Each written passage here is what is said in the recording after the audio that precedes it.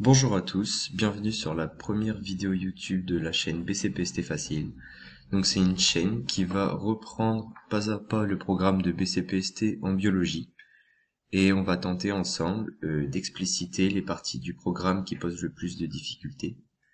Alors tout d'abord, pour me présenter rapidement, je suis un élève de prépa qui entame son année de cube ou de 5,5 en fonction des prépas. Son année de cube au lycée Faidherbe à Lille, donc à la rentrée de septembre 2021. Donc pour ma part, cette année-là, je viens de rater les oraux à Veto. Donc mon objectif, c'est une école de Veto. Et j'ai été pris aux oraux, mais pas aux écrits. Donc c'est reparti pour une nouvelle année. Alors, j'ai conscience que cette vidéo sur les lipides fait partie du programme de biochimie de première année. Donc, pour les premières années qui regardent cette vidéo, bon courage, bienvenue en prépa et en biologie. Bon, j'espère que les lipides ne vous posent pas trop de soucis, sinon on tâchera de régler ces questions ensemble. Et pour les deuxièmes années qui me regardent, allez les gars, c'est bientôt le moment de commencer les révisions et de repasser sur la première année comme vous êtes en train de le faire. Alors si vous êtes prêts, je vous propose de démarrer ce cours sur les lipides, donc qui sera assez bref quand même. On va essayer de résumer et d'éclaircir et de classer également tout ce que votre professeur vous a dit lors de votre cours sur les lipides et essayer de que ce soit clair en fait dans votre tête. C'est important que ce soit très clair et bien rangé. Donc il est important de préciser dans un premier temps que les lipides, c'est une famille biochimique qui possède une diversité structurale, contrairement par exemple au groupe des glucides où on a une fonction carbonyle forcément, une fonction alcool, c'est toutes des molécules qui vont avoir les mêmes groupements, alors que les lipides, c'est une famille où les molécules sont rassemblées par leur propriété physique et non par leur unité structurale.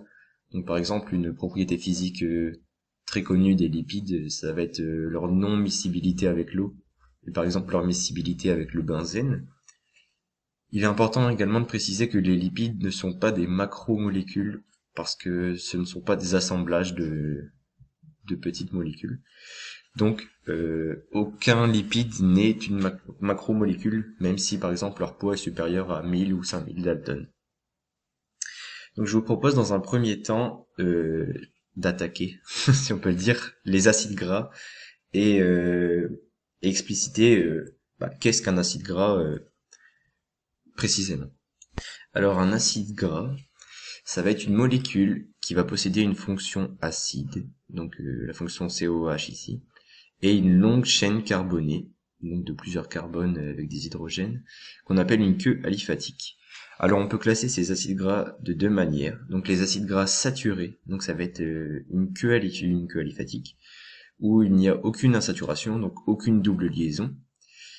Et du coup les acides gras insaturés, où la présence d'une insaturation va classer cet acide gras dans la famille des insaturés.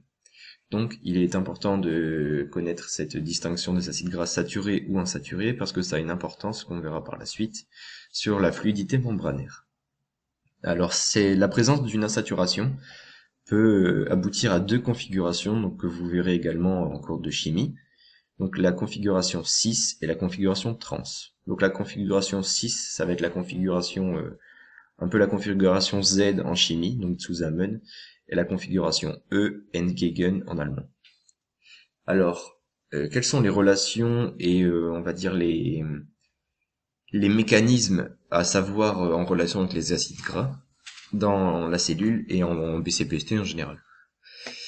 Alors, dans un premier temps, les acides gras peuvent voir leur chaîne aliphatique, ou la queue aliphatique, leur chaîne carbonée, s'allonger dans le cytoplasme, donc lors d'un processus métabolique qu'on appelle la lipogénèse.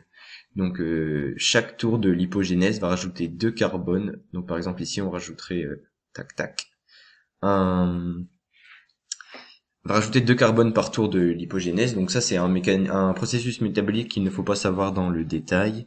Je vous rassure parce que sur internet les schémas sont un peu barbares. Mais c'est pas un processus à savoir dans le détail, il faut juste savoir que ça existe. Et on a aussi, de ce fait, la relation entre acide gras saturé, insaturé et la fluidité membranaire, donc que je vous expliquais tout à l'heure. Donc par exemple ici, si on a un acide gras saturé, avec la tête ici, l'acide carboxylique et la chaîne carbonée, on a un acide gras saturé qui va, de manière latérale, avoir un faible encombrement, alors que par exemple ici, on a un acide gras insaturé qui va avoir un plus grand écartement, un plus grand encombrement latéral. Donc ce qui va faire que du coup, ces acides gras qui se retrouvent par exemple proches, deux acides gras saturés, peuvent faire des liaisons et des interactions hydrophobes et des liaisons de Van der Waals. Donc des liaisons de Van der Waals, c'est à partir du moment où deux entités sont proches de 4 angstroms. Donc c'est une mesure c'est une valeur à connaître pour les liaisons de Van der Waals. Des angstroms, donc c'est A-N-G-S-T-R O'-M. Alors que si on a deux acides gras insaturés, ici, on va avoir moins de liaisons possibles parce qu'avec l'écartement en fonction des configurations cis et trans, on a plus de 4 angstroms d'écart, donc on a plus de liaisons de Van der Waals ou d'interactions hydrophobes. Donc des acides gras insaturés vont augmenter la fluidité membranaire, puisqu'il y aura moins de liaisons entre les composants de la membrane, alors que les acides gras saturés vont faire baisser la fluidité membranaire. Donc on verra que cette fluidité elle peut être régulée par exemple par des enzymes dynamiques qui sont capables de modifier l'insaturation des acides gras, ou par exemple du cholestérol qui peut venir se nicher entre des acides gras insaturés pour combler cet espace en fait. Alors pour les homolipides, on va distinguer les triglycérides des sérides. Donc les triglycérides, c'est vraiment une partie importante des lipides que vous devez maîtriser, parce qu'ils ont plusieurs rôles dans la cellule, et dont un rôle énergétique important que je vous expliciterai après. Donc alors un triglycéride, c'est un produit donc d'une triple estérification. Donc successive, on a un glycérol et 3 acides gras. Donc on va avoir une réaction d'estérification avec le premier acide gras qui va venir se fixer ici, le deuxième et le troisième. Donc c'est 3 estérifications successives. De cette estérification, on a ici le résidu de glycérol, donc le glycérol ici, le résidu ici, le O qui va faire la liaison ester de par l'estérification, et les 3 acides gras, les résidus d'acides gras qui sont là. Donc on a une déshydratation lors de l'estérification, et c'est important de mettre en évidence cette déshydratation dans le rôle des triglycérides que je vous expliquerai après. Donc ici on a une belle molécule de triglycérides, donc formule que vous pouvez retenir si vous avez le courage. C'est toujours bien de savoir dessiner un triglycéride rapidement pour mettre en évidence ses propriétés. Alors, les intérêts des triglycérides. Enfin, intérêts entre guillemets, hein. Vous pouvez trouver un mot un peu moins finaliste, comme par exemple les relations du triglycéride, ou alors les conséquences de cette structure, par exemple les conséquences de cette organisation des triglycérides dans la vie cellulaire. Donc comme on a vu, c'est une molécule déshydratée. Donc c'est avec une molécule inerte qui va ne pas pouvoir geler, donc qui n'est pas sujette au gel. Et ça c'est important dans la protection des organes. Par exemple, les triglycérides qui se mettent en périphérie des organes vont avoir un effet de protection mécanique et qui vont être aussi, comme elles ne sont pas sujettes au gel, ces molécules vont pouvoir empêcher, par exemple, si elles sont autour d'un organe, de le solidifier et de perdre sa fluidité, son élasticité. Donc c'est une molécule de protection des organes importante dans le règne animal. On a également une circulation dans les kilomicrons, parce que les triglycérides, donc c'est des molécules totalement hydrophobes, donc on est obligé d'avoir des transporteurs spéciaux dans le sang, donc qu'on appelle des kilomicrons, qui vont les isoler du sang. Donc ça va être une molécule qui n'a pas d'effet sur le potentiel osmotique du sang ou des cellules. Donc le potentiel osmotique pour les premières années, je ne suis pas sûr que vous l'ayez déjà vu. Alors en fait, ça va être une notion que vous allez revoir au fur et à mesure selon les chapitres, comme par exemple le chapitre du cœur, ou le chapitre par exemple de la circulation des sèves, donc c'est des chapitres de deuxième année. Mais vous aurez sûrement un TP normalement sur les potentiels osmotiques, donc n'ayez pas peur si vous ne le connaissez pas pour l'instant. Là, j'ai une approche, comment on va dire, une approche de deuxième année qui a déjà fait tout le programme, donc j'intègre des bouts par-ci par-là de notions qui sont par exemple introduites dans d'autres chapitres, donc comme le potentiel osmotique.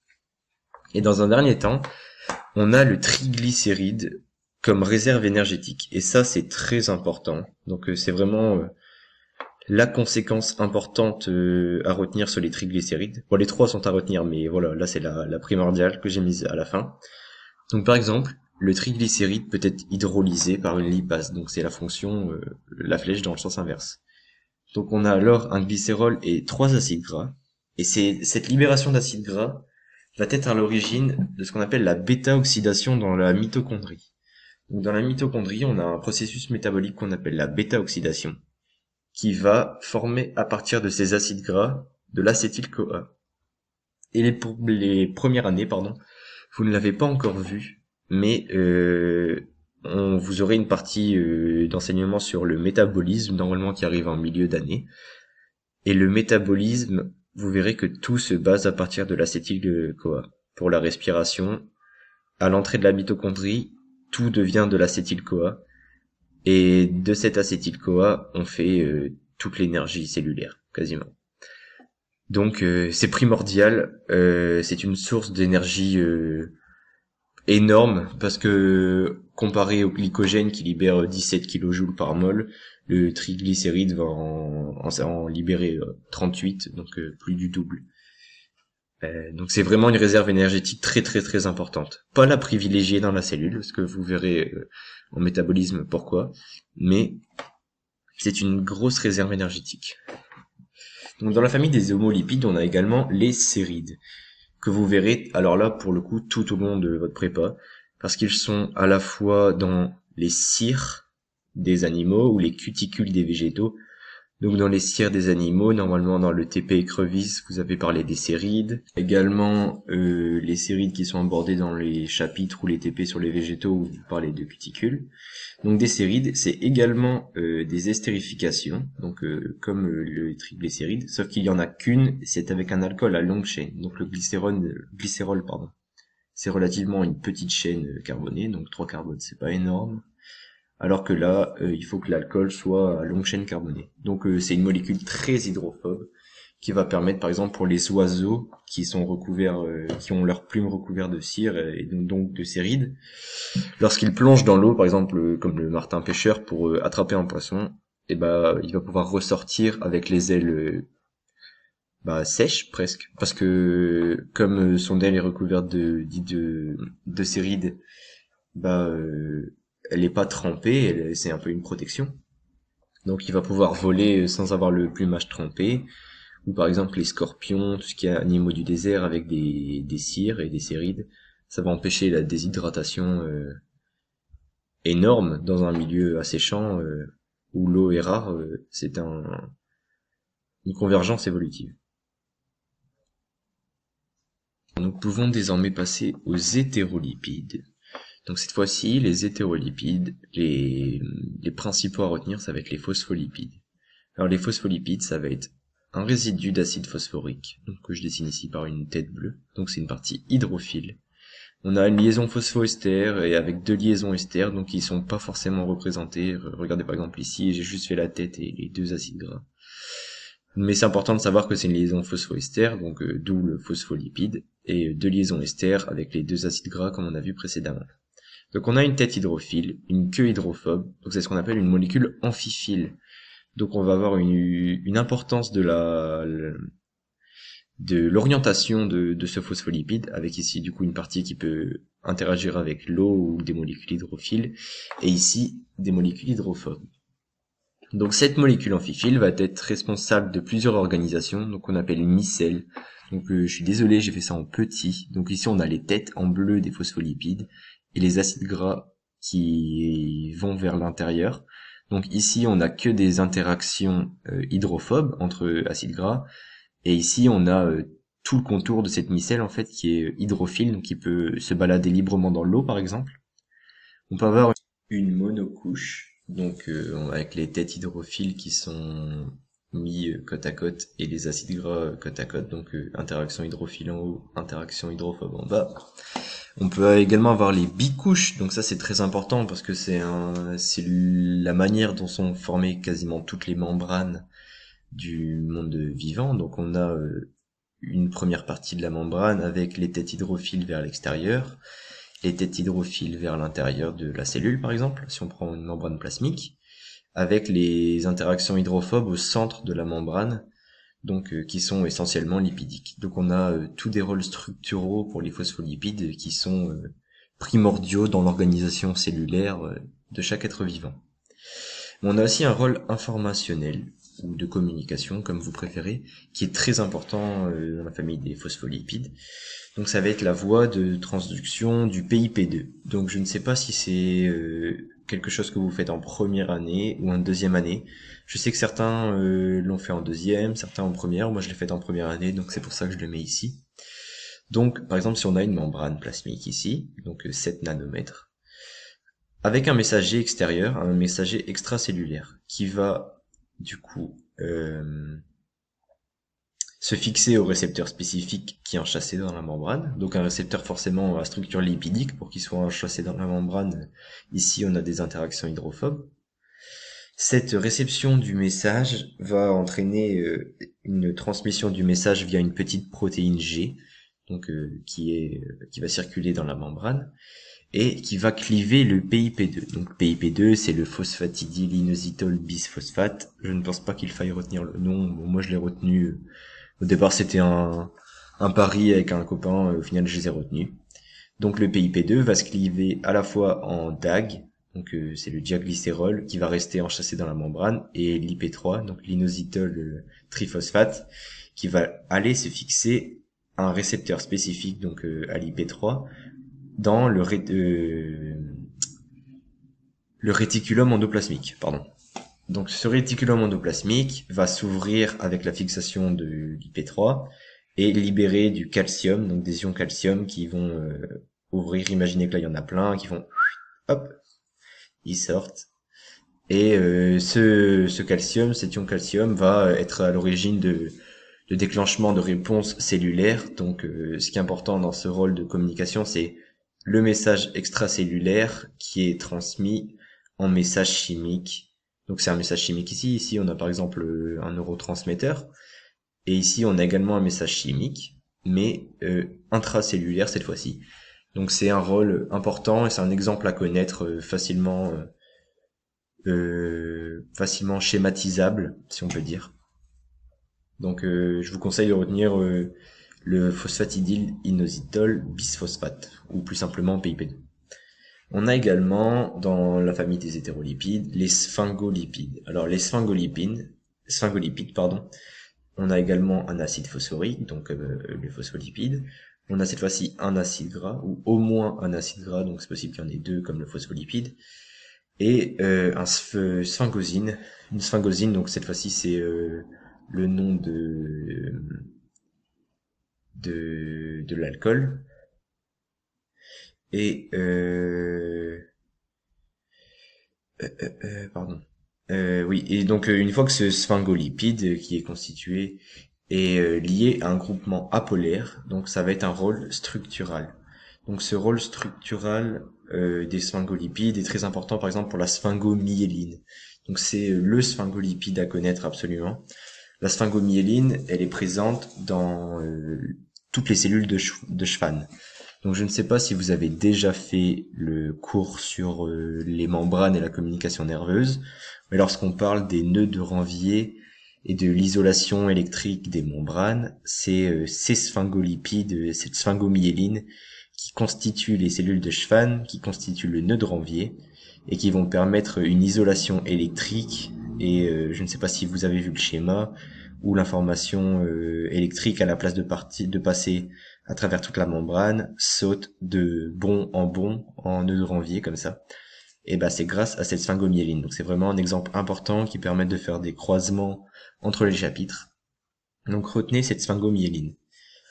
Et on a également les sphingolipides qui peuvent être associés à des glucides, pour un rôle de communication. Donc ça c'est un peu, c'est pour savoir quoi, c'est pas très très important.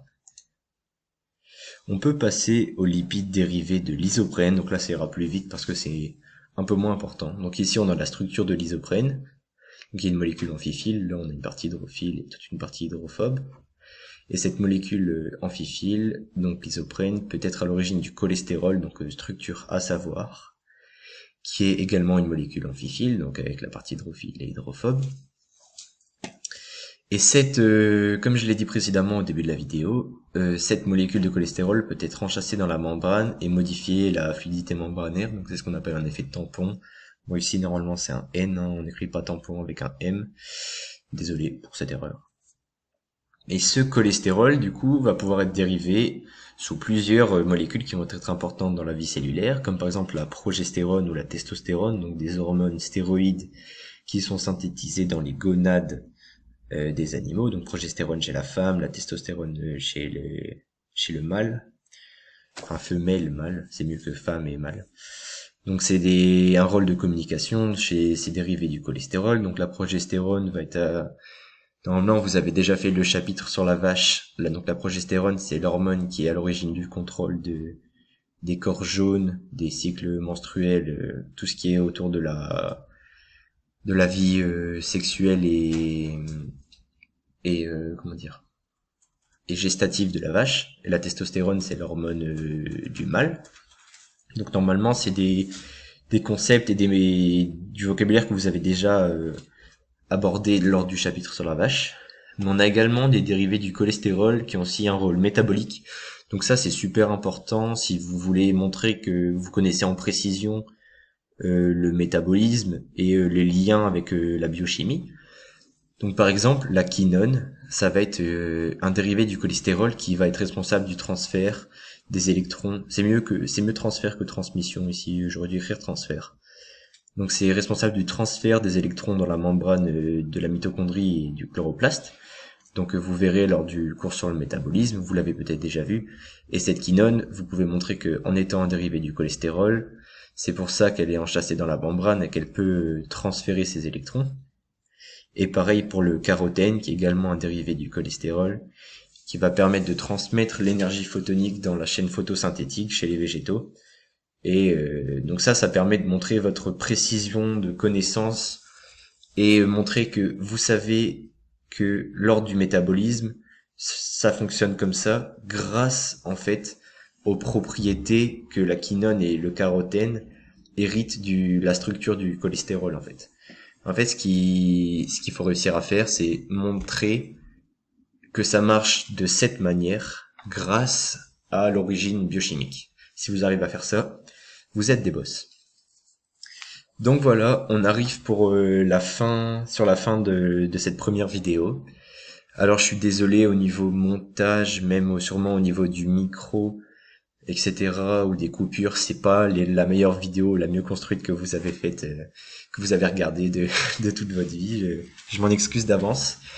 Surtout, n'hésitez pas à faire des retours dans les commentaires, parce que cette chaîne, elle est faite pour vous aider vous à la recherche des cours sur les lipides en BCPST, mais aussi pour moi m'entraîner à être concis, précis. Bon là on n'est pas du tout dans le format d'une colle, hein, c'est plus long comme vidéo qu'une colle, mais ça m'entraîne moi à être précis. Et donc si jamais vous voyez que j'hésite sur une notion ou que c'est pas précis ou même carrément que c'est faux, n'hésitez pas à répondre en commentaire, ou justement vous pouvez aussi me dire ce qui est bien, si ça vous a aidé, ou si vous voulez une précision encore plus précise, par exemple sur les triglycérides ou sur les sphingolipides. Surtout n'hésitez pas, moi je lirai tous les commentaires.